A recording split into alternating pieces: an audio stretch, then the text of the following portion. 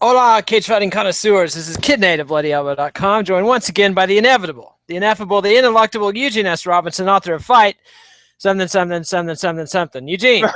Sir!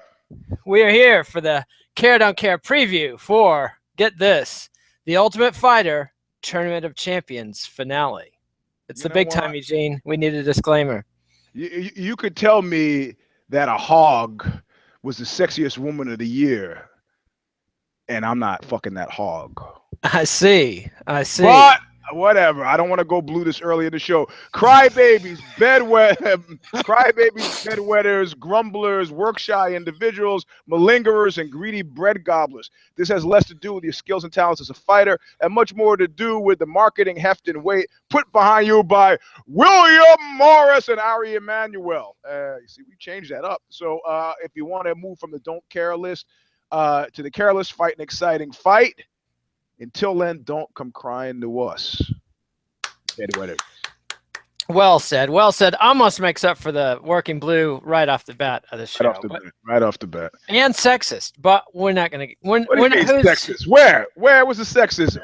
The hog fucking thing. It was, I don't know. I was talking about an actual hog. It's your filthy mind that got you into thinking. I see. I was talking about a barnyard animal. I see. Like, okay. Like Silk's purse, Sal's ear. Come on, keep up. Now I got it. A pig and a poke, as it were. Oh, hey, there you go. As it were. Okay, so. Don't call it the pokey for nothing.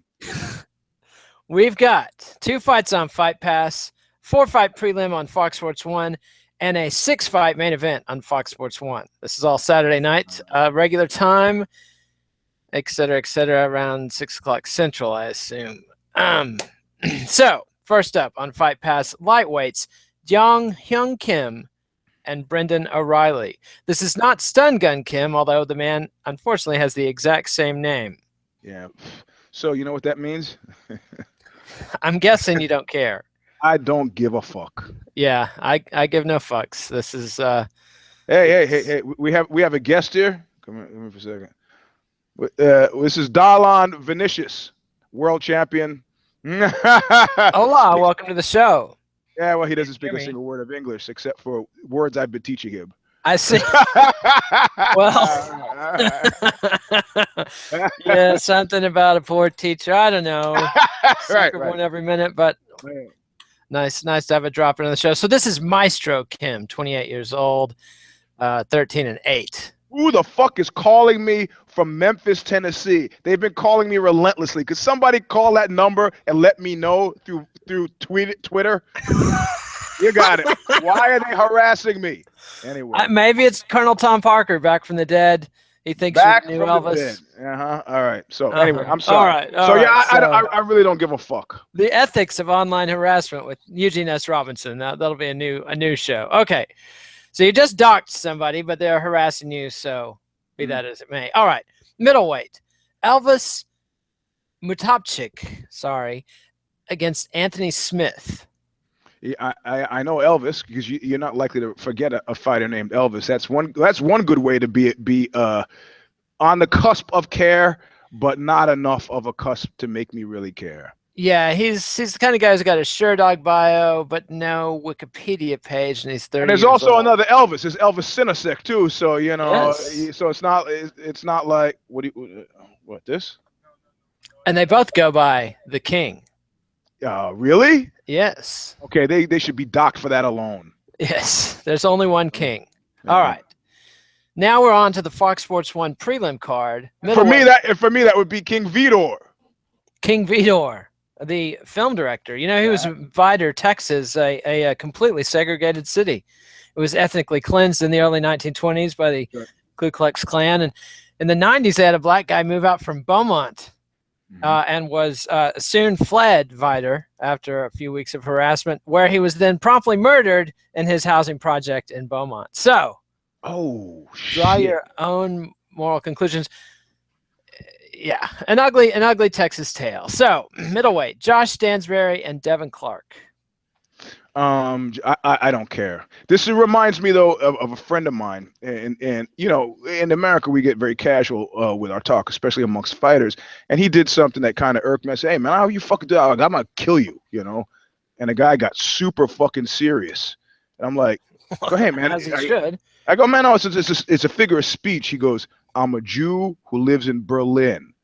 You know, I used to be a Jew who lived in Switzerland, and before that, my family were Jews who lived in Poland. You know, we didn't travel to these different places because we're on vacation. we were chased by Nazis, and I'm going to have to quote Bibi Netanyahu. If I have a choice between underreacting and overreacting, I'm going to choose. Given the history of my people on this planet, I'm going to choose to overreact. So I realized, yeah. I see. If you move from Vidor to Beaumont, you got to be loaded for fucking bear. Well, exactly. If you move from Beaumont to Vider. Yeah, yeah. Oh, is it Vider? Yeah. Vider, so, yeah. And then you've got troubles. But again, he fled Vider and was killed, presumably by his own people in the housing project in Beaumont. Yeah, so. Wait, killers are killers, man. It's true. All you got to do is be a black guy who goes to Africa to realize all that talk about brotherhood is full of shit. A friend of mine is running a factory. He's got his PhD from Yale in anthropology and has opened up. I always get it confused. I think it's Ghana for sure. And he recently he's been assaulted and beaten up by. He's a Muay Thai guy, so he can fight. But he goes, absolutely, there's no fucking due process there with cops. You know, he thought he was in America. The cop stops him. He's got a driver, so they figure, okay. He, in their mind, is white. Because he's a driver and he speaks English?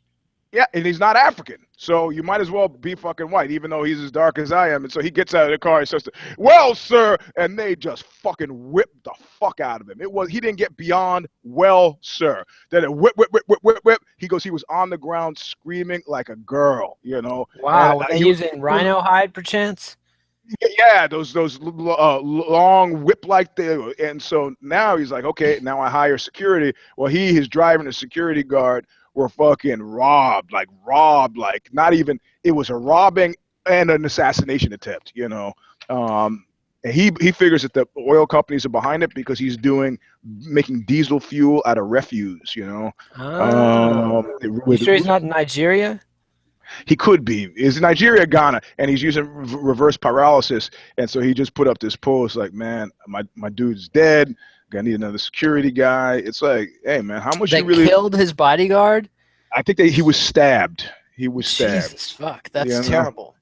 I mean, you know, give me a gun in Chicago up against a fucking knife in Nigeria. Seriously.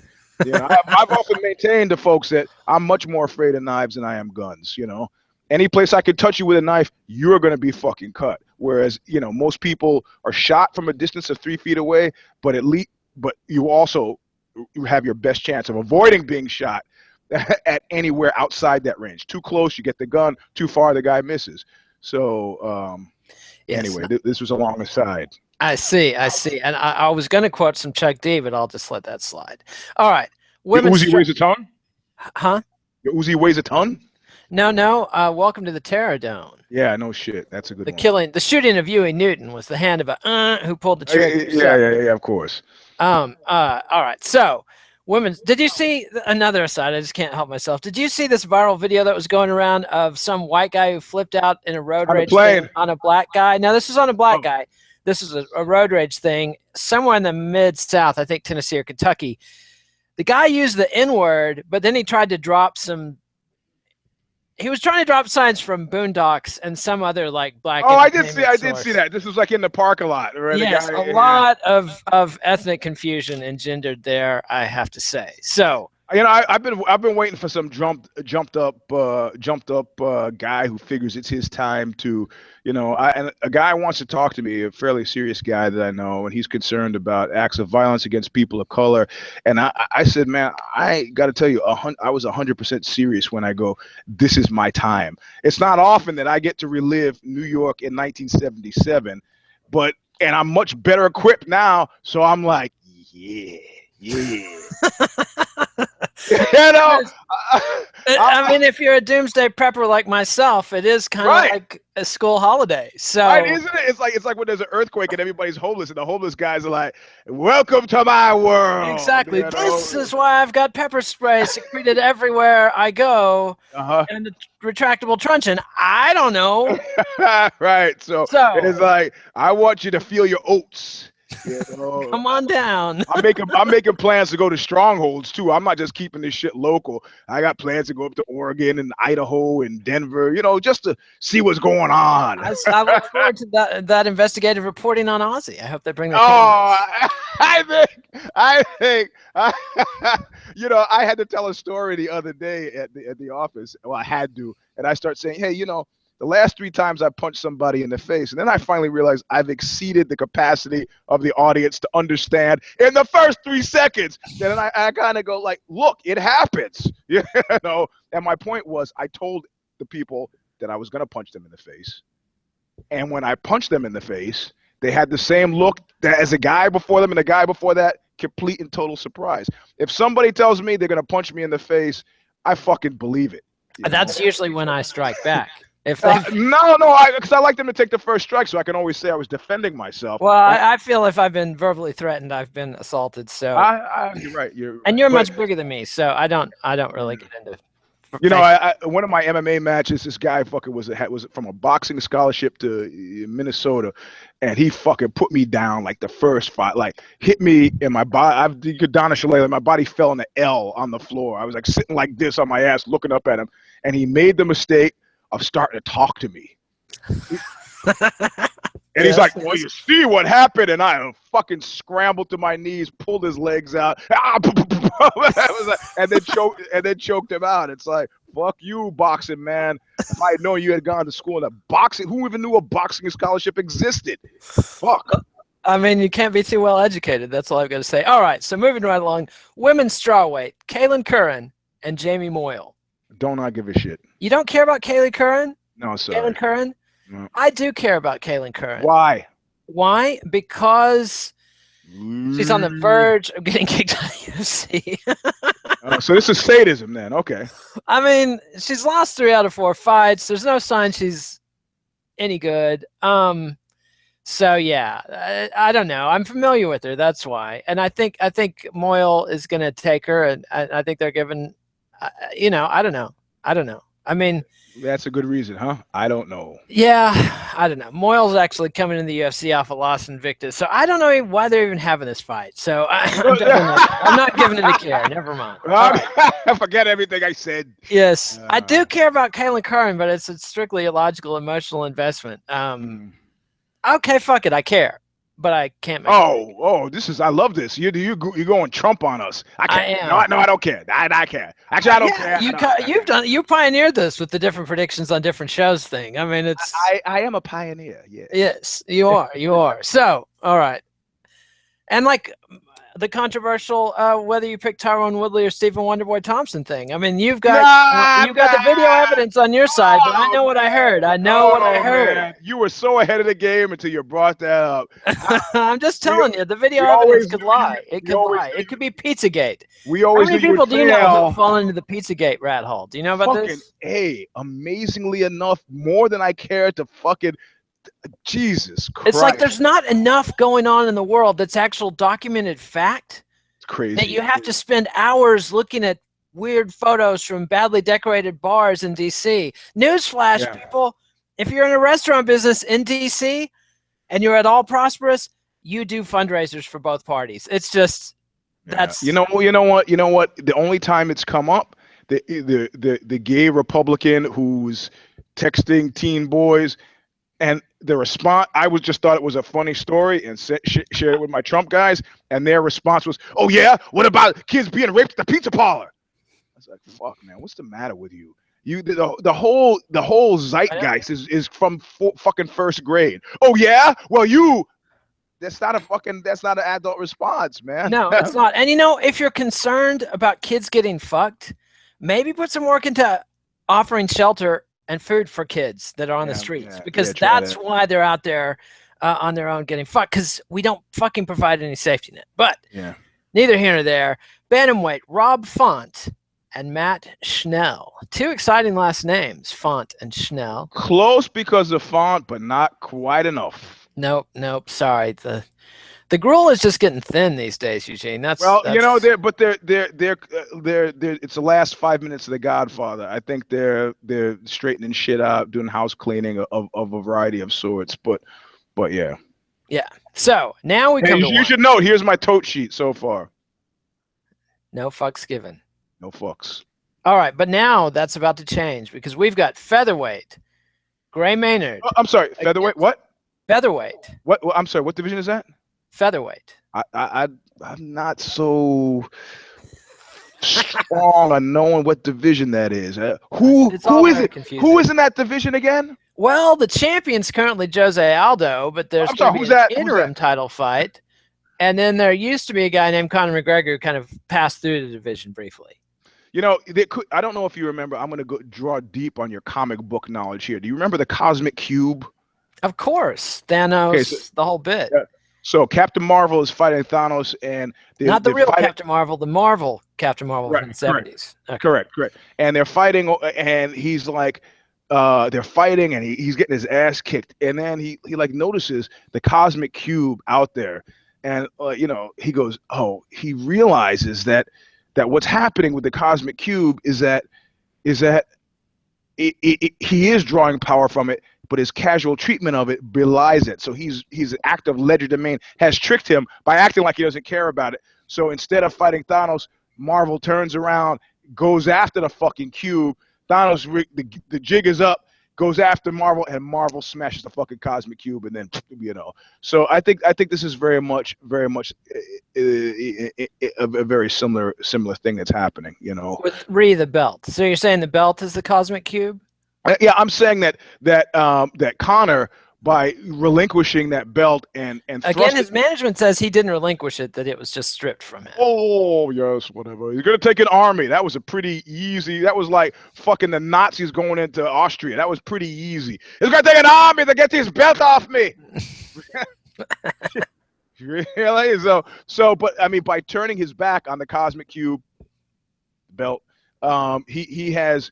Unlike Thanos, it's not a bluff. I think he's actually managed to thrust the entire division into Major Tom territory. Do you think for a second that Jose Aldo is happy about his championship? No, he's furious. He's livid. He's also, and this whole idea of having an interim fight when you just named a champion who didn't win the belt. Yep. Yeah, it's some serious bullshit. But that's a long aside. Let's talk Gray Maynard versus Ultimate Fighter winner Ryan Hall. Is this a care? Yes, it's a care. It's a flared nostrils. I'll say that. Well, I was just thinking about Ryan Hall and his war at the store. The pizza video? Is that what you're talking about? Yeah. It's pretty awesome, isn't it? I was disappointed. He was gentler than I would have been. I mean, in other words. A double leg takedown, that's pretty gentle, I mean, I could think of a lot of shit that I didn't hear 10 minutes ago that was a lot more unforgiving than that. But, we're different type of guys, so. Well, I mean, I think Ryan handled the situation pretty well. Yep. And he's mindful of certain things that I'm not really mindful of, So his reputation as a professional fighter and a jiu-jitsu instructor. And as a guy who's got something to lose. Yes, got a lot to lose. And he's fighting a guy in Gray Maynard who has nothing to lose. Jesus Christ. God damn it, man. Does this feel good to anybody other than I just get I got a bad feeling about this, man. I can't. I mean, Gray's got nothing to lose, but that's like watching. He's undefeated at featherweight for what it's worth. Oh, okay. He beat Fernando Bruno by decision. You know what? I beat Fernando Bruno. Did you? Well, not really, but yeah, I know. So I don't know. Okay. First of all, let's get a few things established. We care, right? Yes, mega cares. I care about both these cats. Hall on the way up. I might care. I might be said like Faith No More says. I might be persuaded to care a lot, but not for good reasons. This fight makes me nervous. Yes, it's a nervous-making fight. I mean, it's dangerous for both guys, and it could totally derail Ryan Hall. It's a very tough challenge for him. Well, Ryan Hall still got bona fides in the grappling community. He's not, I know, but he's undefeated in the UFC. He won the TUF tournament, although there was some jiggery-pokery there. But Maynard could be a very tough challenge for a guy who's submission based like Ryan Hall, who doesn't have a great stand-up game. And, you know, Maynard hits real hard and he's a good wrestler. All right, are we going to dance around this much longer? Make a pick. I got to go with Ryan Hall, man. It's just the future versus the past. Although he's been out for a year. He made his UFC debut and then hasn't fought since. So. Fuck. I Man up. No, I got to go with Ryan Hall too, man. I want to, you know, I want to, what is that thing? When never does a man stand as tall as when he kneels to help a featherweight down on his luck. I see. But I just, you know what? How about this? I'm in the flush with the season that we just went through, and I'm trying to be, I'm going to go with Maynard. How about that? Wow, very generous, very generous. I'm and now you got me spooked. Now you got me worried that Maynard's gonna win.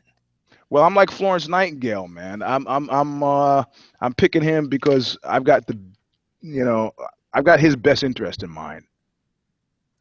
Whose? I don't know. Maynard. I see. Well, it is in his best interest to win the fight. There's no doubt about that.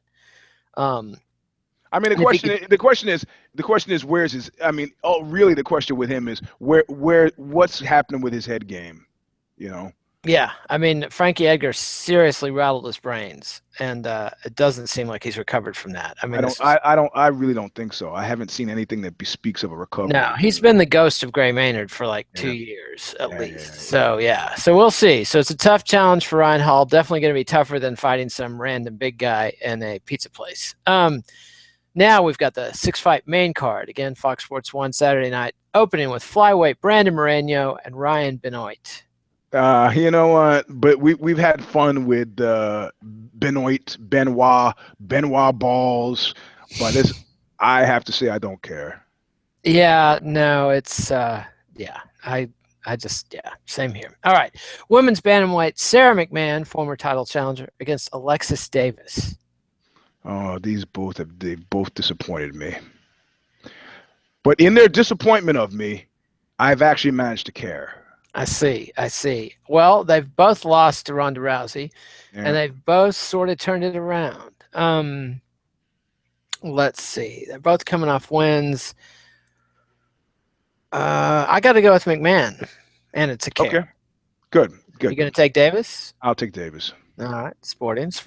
All right. Now you got me second guessing that pick too, but I can see it going either way. All right. Light heavyweight Hyun Cutelaba, which I am totally butchering, and Jared Cannonier, which I'm also probably butchering.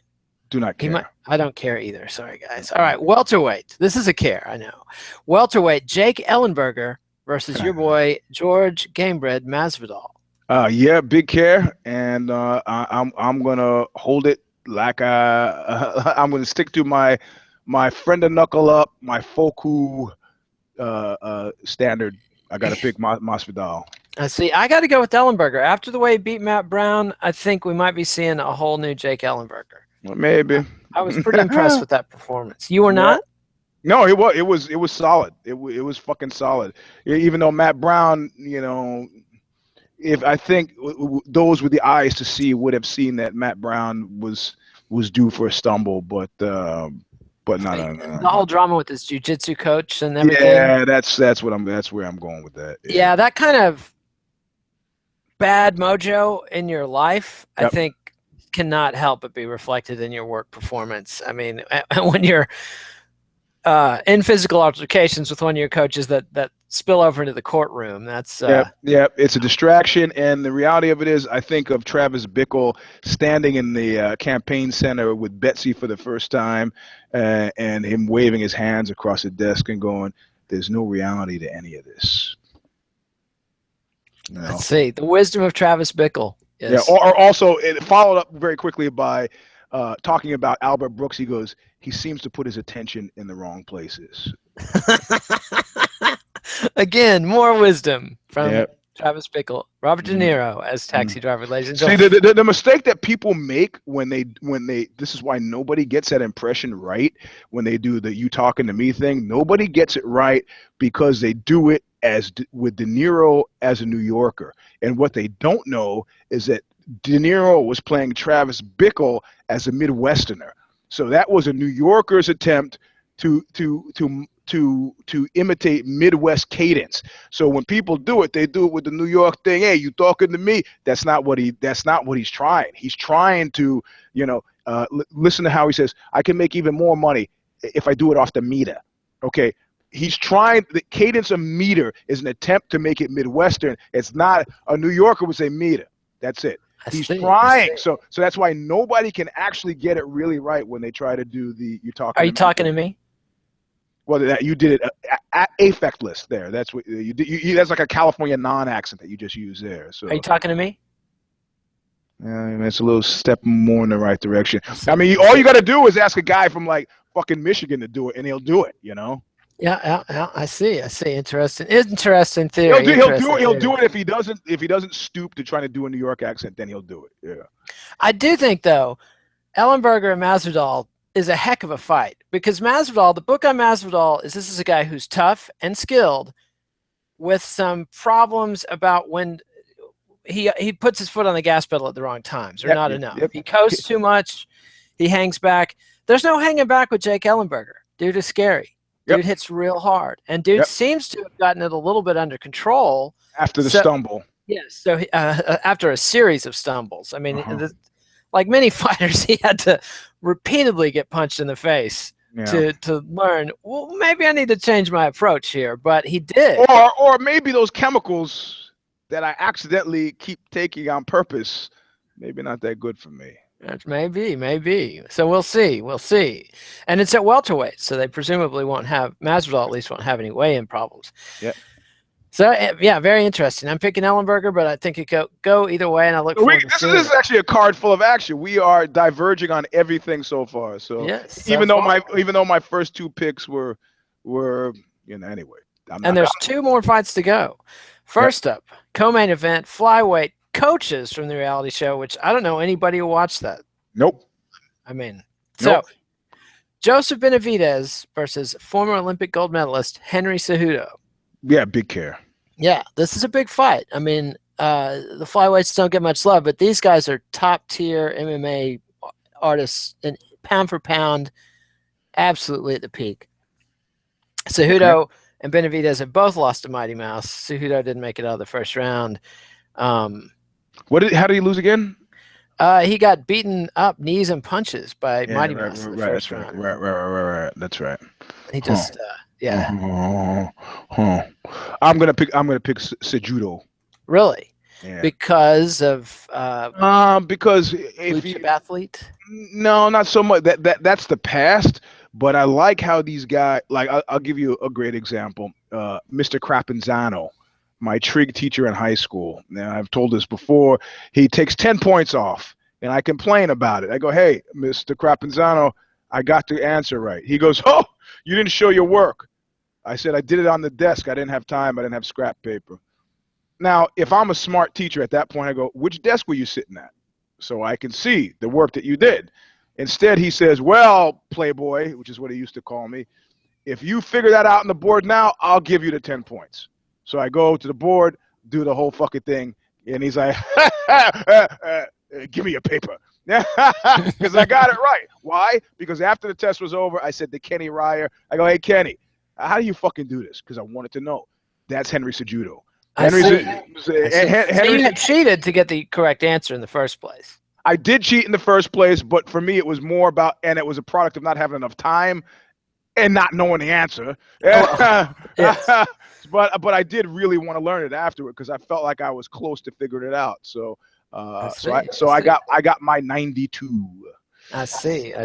In trig, high school trig, there was a guy, Doug Lewis, that sat in front of me who always had the answer and never wanted to share. So me and my buddy Greg, I sat here, Doug was here, and Greg was here. We would just distract him, and always both of us. He couldn't hide his answers from both of us at the same time. See. There's this woman, Rachel Urey. I was like, Rachel, what's the answer to number 5? And she looks at me like, I go 5, whatever. And after the test, she says, Eugene. I go, yes, Rachel.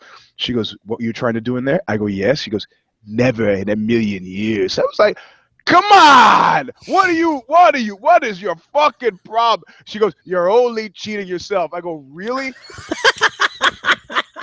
I tell you, I'm in the middle of the SAT. I keep hearing squeak, squeak, squeak, squeak, squeak. This guy, Hiro, a Japanese exchange student friend of mine, is there. He's got a dictionary in the fucking closed, and I look at the proctor like, because it wasn't a little dictionary, it was a full-size fucking dictionary. He's opening, turn the page, looking up definitions. You know where Hiro went to college? Ivy League. Princeton, baby. Princeton. Well, you're only cheating yourself, huh? Really? Okay. Indeed. Okay, back to Benavidez and Cejudo. Benavidez has a 5-fight win streak since he got knocked out by Mighty Mouse in the first round. Yeah. Well, whatever. Man, I want to pick against it, Eugene, but you stole my pick. Because I think Benavidez is a guy who is performing at the absolute pinnacle of his athletic abilities at most times. Mm-hmm. And I think Cejudo is a guy who's been half-assing it for a long time. Yep. And I think he learned a valuable lesson at the hands and knees of Mighty Mouse. And I think he's presumably been training harder and smarter. Yeah. So I got to go with Henry here, as much as it pains me. And now, Eugene, everybody has already spoiled. Whoa. So you're picking Cejudo too? I'm picking Cejudo too, yes. Just get the tote sheet right. All right. Yeah. So, journalistic dilemma here. Mm-hmm. Demetrious Johnson is supposed to be fighting the winner of the TUF tournament. The TUF tournament hasn't aired yet. It airs, I believe, tonight or maybe tomorrow night right before the fights. Tim Elliott and Hiromasa Agikubo are in the finals. Oh, fuck. But it's been widely reported since before the series started who won, and cable TV listings ran with the spoiler the other day. So, do I spoil it again? Yeah, why not? Because yeah. Because it's out of the bag. I'm sorry, UFC. It's out of the bag, man. You've already banned me for life, so what am I going to do? Tim Elliott is going to win that fight, and he's going to be fighting Demetrious Mighty Mouse Johnson. Do you care about that fight? I care because it's Mighty Mouse, but this whole tournament, I mean, just looking at who was in it and how it played out, and it's like tournaments will, if you're a fight promoter, tournaments will fuck you. That is just the law of the universe. And I guarantee you they did not want Tim Elliott coming up the winner here. And I don't think the whole thing is a big fail all the way around as far as trying to inject interest into the flyweight division. So, or the Ultimate Fighter series. So I got to go with Mighty Mouse. I mean, it seems like a cakewalk for Mighty Mouse. Yeah. And in fact, I don't know. I'm concerned about. It just doesn't make any sense to me, but whatever. So we're in agreement on that one. Yeah, I mean, I think it's a fun idea. I think it's something that they should have done. But I don't know. There are lots of things that you should do that you could do that you shouldn't do. The things that you should do that you wouldn't do, and the things that you would do that you couldn't do. And I think this is a run through that again. I think this is a could but shouldn't. I see. You could book this fight, but you shouldn't book this fight. If I was Demetrious Johnson at this point, I go Allen Iverson. What are we talking about? Practice? Practice? Practice? This is practice for me? This is NBA Hall of Famer, Allen Iverson. Exactly right. The answer. Yes. So, yeah. So the answer who went AKA on us, right? Just a small guy in a big league, played his fucking heart out, and then expired. Ouch. Yeah. Ouch. Yeah, So, are you picking Mighty Mouse too? Yeah, of course. Yeah. And it's, I don't know. I mean, I wish they would just kill the fucking Ultimate Fighter and do something else. I think they're about to. I hope so. I mean, that's why what you hope for from WME. Yeah. But it's some new ideas, some freshness. So, yeah. I guess that's our show. It is. You want to tell people about what we're doing? We're having a special week with If I Did It. Yes. Why? Tomorrow, If I Did It, around the same time, start at 10:20 Central Time, 11:20 Eastern Time with Alexis Old, and we'll be covering the press conference that Georges St. Pierre and Creative Artists Associates and former Bellator boss Bjorn Rebney, along with Cain Velasquez and some other fighters, are holding, at which we presume they're going to announce some sort of fighters union. So I love that. I love this because it's like that great. It's like fucking Miller's Crossing or something. Look at the yaha. Where you really had to know. You had to know you hadn't seen the last of fucking Bjork. Yes, it's like a dog with a spike through its head showing up on your doorstep. It's right. The dog killer is back. Alleged, accused dog killer. Oh, I didn't identify anybody as no, I'm just saying. Yeah. I'm just being double extra clear that we're not calling Bjorn Rebney a dog killer. We're just saying it's like. It's correct. Like, it's just an affectionate nickname. Yes, it's like a dog with a head spike through its head showed up on your porch, and it might be Dana White's dog. I don't know. But I still have two words. I still have two words that ring long and true and deeply, seriously, are heartfelt coming from me to them. And those two words are Cal Schalak. You always bring it up, but it's always true. Except this is a little different, though. This isn't GSP going out on his own trying to start a parade. This is him going about with serious corporate backing in the form of CAA. You know what? This is the most kind of promiscuous set would be people in Hollywood. Look, your agent. There's a great, what is that Woody Allen movie where is it Broadway Danny Rose, where he's playing an agent and the guy fires him, and it's just, I built you, I started you. It's like, hey man, this is fucking business. No, if you have a stumble, if you have a PR stumble, you know who gets axed? Your fucking PR guy. You know why? Because you had one job and one job only, and that was to keep me out of shit like this. You didn't do it. Well, you were drunk. You had a 15-year-old in the car. You smashed through the fucking fruit market, and I don't care. I don't care. It's your job. Your job. And I got to make a cosmetic change. You're the change that starts with me. So if you think that, I got CAA behind me, you're gonna, when you're dealing with the Hollywood set, you're dealing with fair weather friends that the likes of which you have never ever seen before. Think Aaron Sorkin's a good guy? I got news for you, man. Aaron Sorkin went to college with this guy that I know, right? Let's see if I could tell a story. And the guy went to this place called, guy's kids went to John Thomas Dye, which is a super exclusive school in LA. So Sorkin, someone said, hey buddy, my dude has like won Emmys, so he's a Hollywood player, but not a name that you would know if I told you. But Sorkin seeks him out. He's like, hey buddy, what's going on? Ever talked to you? All right, went to the same school and stuff. And he feels pretty flattered. Sorkin and me, we're pals. We're fucking pals. And Sorkin finally says, hey, where are your kids going to school?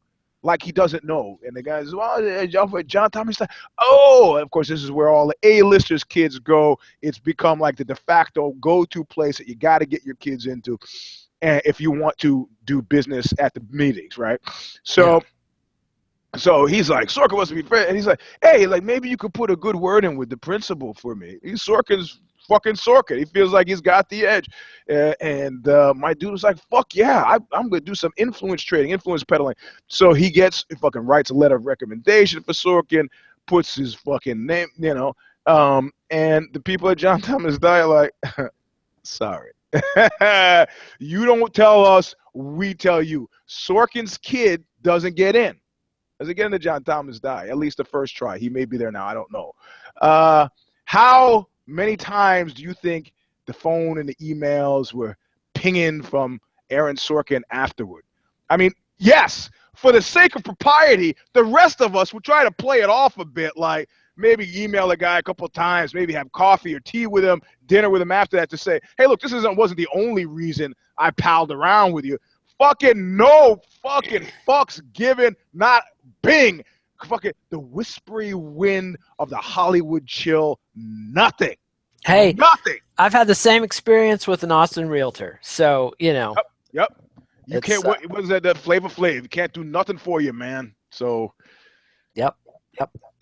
Such is life. It's a cruel, cold world. Yep. And Eugene and Alexi and I will try to walk you through some of it tomorrow. Plus, Zane and Connor will have the vivisection with the in-depth breakdowns of these fights by people who are actually paying attention, unlike us. This show is for entertainment purposes only. No wagering, please. Why are they calling Zane that pale kid? Is he especially pale? I haven't noticed. He's pretty pale. I mean, I guess they got tired of calling him lesbian haircut. What are you going to do? Fucking A. I love these commenters. They're relentless. They are brutal. Yes. Well, you know, do you remember there was a baseball player, Steve Howe, I think, who was having drug problems, right? And there were these guys sitting by the fucking A's dugout, and they were just lashing into him, these fucking hectors. And unbeknownst to them, sitting a few seats in front of them, is Steve Howe's agent, you know, and he's like, you know, oh, he's high now. Hey, buddy, wants some blow? Ah, they're just fucking the whole game. And clearly, with baseball, you can hear him, right? So yeah, that's the beauty of baseball. The fucking agent finally can't take it. He was like, hey, you guys, why don't you fucking give him a break? He turns around, feels like he's done his job, and anybody who knows anything about fucking hecklers, they kind of wait one beat, and then they go, who are you? His drug dealer? And there's a fist fight in the stands. It was perfect. I love that, man. I love it. Lesbian haircut. Great. Yes. That's the hecklers. What are you going to do? You can't block them all. All right. So that's our show. Follow us on Twitter @KidNate, @Eugene S. Robinson. Read Eugene at Aussie. Eugene's trying to show you how to give a thumbs up. This is not the show for that because there's an icon underneath with a thumb, and you click on that. That's how you give a like to our videos. Actually, I got an article on Aussie today about my adventures with fentanyl. I see. So hopefully it's a cautionary tale. Fuck, oh boy, is it a cautionary tale. My only sadness is that they didn't run the actual photo of me in the depths of potential fentanyl death. And it's a horror. I think they didn't run it, not because of the res issue, but it's a horrifying fucking photo. And maybe I'll tweet it out again today or something. I have some dear friends who made the unfortunate mistake of getting into heroin before they went to Nashville to see Hank Williams III there. Oh, and man. There's a whole bunch of pictures of them with like meeting Minnie Pearl and little Jimmy Dickens, they've been lifelong fans of, and they are visibly bombed out of their minds. It looks like corpses being dragged up to meet Minnie Pearl and little Jimmy. It's not what you want. It's not a good look. That's bad, man. Yeah, that's bad. Anyway. That's bad. Anyway, so my friend survived the trip, fortunately, and stayed away from the poison. Hey, kids, only dopes and really, really cool people do dope. That's right. Charles Bukowski, William Burroughs, not life models. Uh-oh. Yeah, I'm joking. I see. I thought somebody was about to I thought you were about to tell me that somebody called the number in Memphis and is giving you the scoop. No, they haven't yet. So I see. All right. Well, and they say I'm going to take a guess. It's a bill collector. I don't know. I see. Well, just let us know. All right. So we didn't plug the YouTube channel, MMANation.com. Subscribe and you'll see these live if you want. Subscribe to MMA Nation on iTunes. You can get the audio without the ugly. Read me on BloodyElbow.com. We already plugged Aussie, and adios, MMA aficionados. Thanks, Eugene. Thanks, man.